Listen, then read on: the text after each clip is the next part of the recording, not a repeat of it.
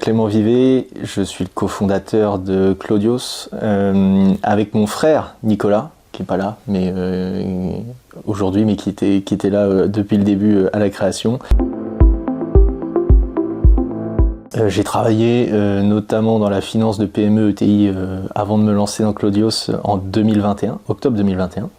J'ai quitté une entreprise dans laquelle j'étais très bien pour rejoindre le projet de mon frère, du coup, justement Nicolas, qui a eu l'idée de Clodios, qui est une plateforme de services de veille communautaire à destination de l'industrie pharmaceutique et des professionnels de santé. Le constat typique pour lancer une entreprise, c'est j'ai besoin de quelque chose que j'arrive pas à avoir sur le marché existant. J'ai une idée, j'ai un problème que j'ai envie de résoudre, et puis lui, pendant peut-être 6 ou 7 ans, il a quand même cherché chez d'autres prestataires s'il pouvait arriver à le faire avec quelqu'un d'autre. Et à la fin, il a fini par se dire que peut-être qu'il avait une idée que personne n'a eue et avoir envie de se lancer. Et puis naturellement, outre le fait qu'on soit frères, moi comme je disais, je travaillais dans la finance et dans la compta, donc je connaissais bien mieux que lui le monde de l'entreprise et notamment des jeunes entreprises et de la création. Bon, je vais dire 3 raisons.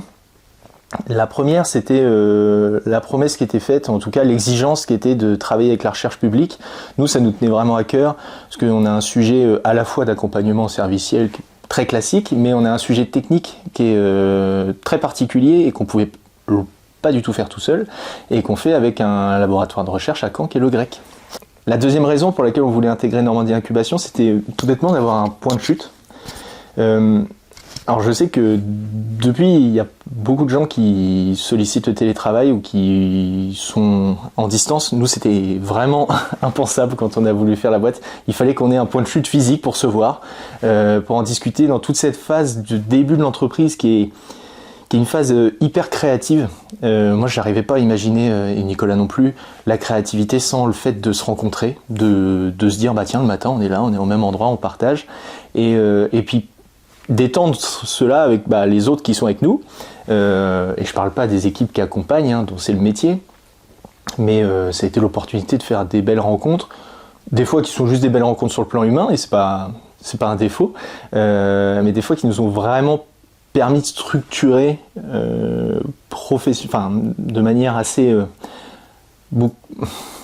comment je pourrais dire, ça nous a permis de structurer le projet en apprenant aussi tiens, il y a des gens qui étaient à différentes étapes autres que la nôtre, et on a appris de ce qu'ils avaient fait de bien ou de pas bien, de permettre d'avoir une prise de recul aussi sur ce qu'on fait. Et ça, ce point de chute physique, nous, c'était fondamental, et on est resté 2 ans à Normandie Incubation, d'octobre 21 à septembre 2023, et je regrette absolument pas. C'était vraiment fondamental, et sans ça, on serait jamais là où on en est aujourd'hui. Et puis la troisième raison pour laquelle je voulais qu'on intègre Normandie Incubation dès le départ, c'était que quand on crée une entreprise, quand on lance un projet, il y a plein de choses, il y a tout à faire. Et du coup, ça fait un point de départ, en fait. Je parlais de point de chute, là c'est vraiment le point de départ, c'est de se dire, il faut bien commencer par quelque chose. Ce quelque chose, il va falloir l'organiser. Bon, il y a une étape qui me tient un peu plus à cœur, moi, par mon parcours, qui est l'étape du financement, mais qui est fondamentale. Ça nécessite une organisation, ça nécessite de faire les choses dans un certain ordre, de rencontrer des personnes, des fois dès le début, des fois c'est pas nécessaire, il faut le faire après. Donc voilà, donc toute cette organisation et ce point de départ, c'est tout bête, mais Normandie Incubation, ça l'est, beaucoup plus que si j'étais resté chez moi à me dire, je commence par quoi. Et surtout que, même si la plupart des interlocuteurs, moi j'avais la chance de déjà les connaître par mon métier d'avant, je parle de la BPI, de Initiative Calvados, qui nous ont accompagnés, mais en fait, si ça n'avait pas été le cas, les personnes qui peuvent nous accompagner à Normandie Incubation, elles nous les auraient présentées comme elles font avec tous les autres. Très concrètement, nous, le lien avec la recherche, il s'est fait au début par le fait que Steve, à l'issue de son stage, on l'a embauché en thèse CIFRE, donc en partage entre l'entreprise et le laboratoire. Thèse qu'il est sur le point de terminer aujourd'hui, 3 ans et demi après, et où il fait toujours 2 jours au grec et 3 jours ici en entreprise. Et forcément, lui, qui entre-temps est devenu associé de l'entreprise, a aussi mûri, ça en a rapport à la recherche et son intégration. Il nous a beaucoup aidé à faire fleurir ces sujets un peu en interne, à prendre le temps d'explorer des choses, des fois qui sont un petit peu plus éloignées du retour sur investissement direct qu'on pourrait avoir avec nos clients, avec qui on est sur des sujets très opérationnels et qu'il ne faut pas oublier, puisque on est quand même une entreprise commerciale qui doit faire rentrer de l'argent, donc à un moment donné on ne peut pas tout projeter à 10 ans, hein. Il faut qu'on ait des choses à livrer dès aujourd'hui, mais d'avoir cette dimension pour rester dans l'actualité, pour rester compétitif, pour créer une différence avec ce qui se fait à côté, ce qui a aujourd'hui, et notamment dans notre métier, une valeur énorme, puisque en fait sans ça, on serait juste un énième pourvoyeur de services, alors qu'aujourd'hui on a développé et on commence de plus en plus à avoir des actifs qui commencent à avoir une vraie valeur, même du point de vue de l'étranger. Bienveillance, ça peut paraître un peu naïf, mais c'est important quand même d'évoluer dans un cadre sain et bienveillant, surtout quand on commence et qu'on se met en vulnérabilité, on n'a plus son travail salarié, on est dans un environnement qui est un peu inconnu et qui peut être hostile, et donc être entouré de gens dont on sait qui veillent aussi un petit peu sur vous, c'est très agréable et c'est essentiel, je pense. Opportunité, parce que des opportunités, il y en a des centaines pour tous ceux qui veulent bien après s'en saisir, sur tous les sujets. Et nous, on s'en est saisi de quelques-unes et on a les fruits aujourd'hui et c'est parfait. Et je dirais tremplin, mais tremplin, il faut faire attention parce que c'est une bonne opportunité pour décoller, mais il faut savoir ce qu'on fait quand on est en l'air, une fois qu'on a passé le tremplin, et puis comment on va atterrir. Généralement, moi je dis, c'est mon chef d'avant d'ailleurs qui me disait ça, je te salue Emmanuel, mais qui disait que quand il y a un doute, c'est qu'il n'y a pas de doute, et j'y crois profondément. Donc ça veut dire qu'il faut, si on se dit par exemple, j'ai un doute sur le fait d'être assez structuré dans ma démarche, c'est qu'on ne sera pas assez structuré dans sa démarche. Donc ça ne veut pas dire qu'il ne faut pas le faire, mais ça veut dire qu'il faut trouver quelqu'un avec qui structurer une démarche. Et ça, je veux dire, si vous avez la capacité de savoir vous entourer, ça se fait jamais seul un projet, jamais, une entreprise encore moins.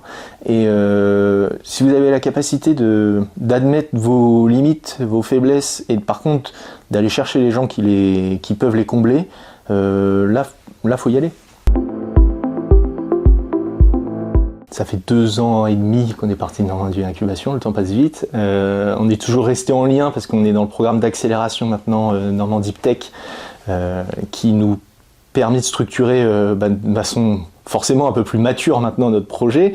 On a moins besoin de se voir physiquement, on a nos bureaux ici à Plug and Work à Colombelles, on a une équipe qui est plus étoffée aussi, mais on a toujours ce lien hyper important.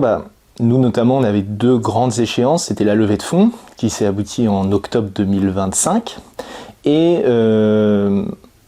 d'avoir une roadmap technologique qui soit plus étoffée, plus précise pour permettre aussi de la faire en partie financer par les pouvoirs publics sur les sujets qui étaient éligibles et d'arriver à structurer ça. Et ça, c'est 2 sujets sur lesquels on n'aurait pas pu le faire aussi efficacement tout seul.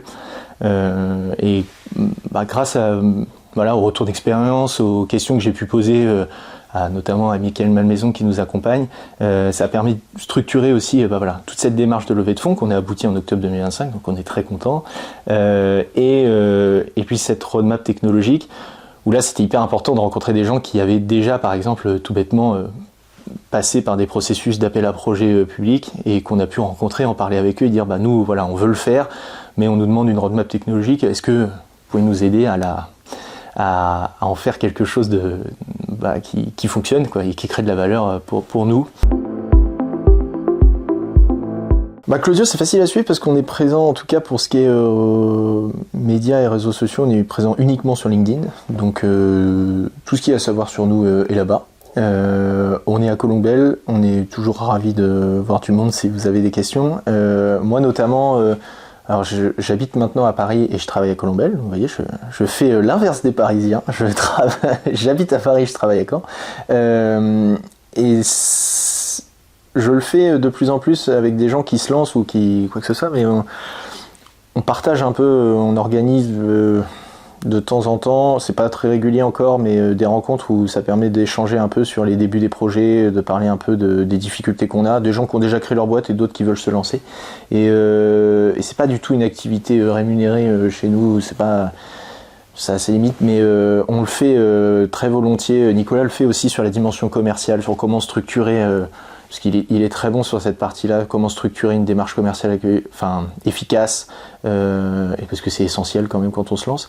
Et du coup, au-delà du sujet de Claudios, mais du sujet de l'entreprise, il faut vraiment pas hésiter à nous solliciter. On a du temps et c'est avec plaisir pour partager aussi ce qu'on a mal fait pendant ces 4 ans et demi et qui permettent, si ça peut permettre à des gens de gagner du temps, de l'énergie et un peu de sous, c'est avec plaisir.